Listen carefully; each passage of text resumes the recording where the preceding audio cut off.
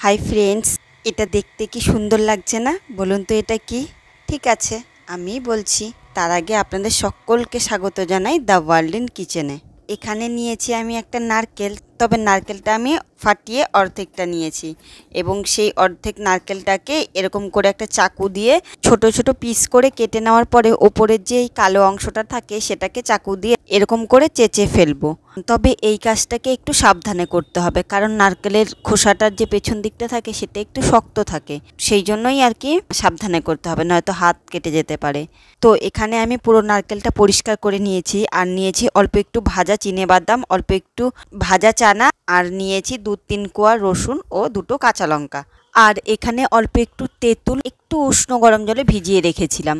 এই সব জিনিসগুলোকে একটা মিক্সিং জারে নিয়ে ভালো করে পেস্ট করে নেব।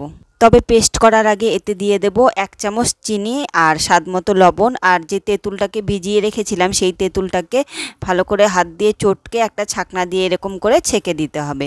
এখন মিক্সির ঢাকনাটা বন্ধ করে দিয়ে এটাকে ফাইন পেস্ট করে নিতে হবে, একদম মিহি যাতে হয় সেরকম পেস্ট করতে হবে। খুব ভালো করে পেস্ট হয়ে গেছে, এবার এটাকে একটা বাটিতে ঢেলে নেব।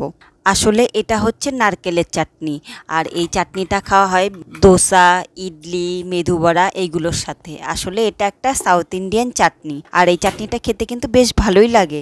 এখন চাটনিটাতে তড়কা লাগাবো, সেই জন্য একটা তড়কা প্যান গ্যাসের ওপর বসিয়ে দিয়ে ওতে দিয়ে দেবো অল্প একটু সাদা তেল।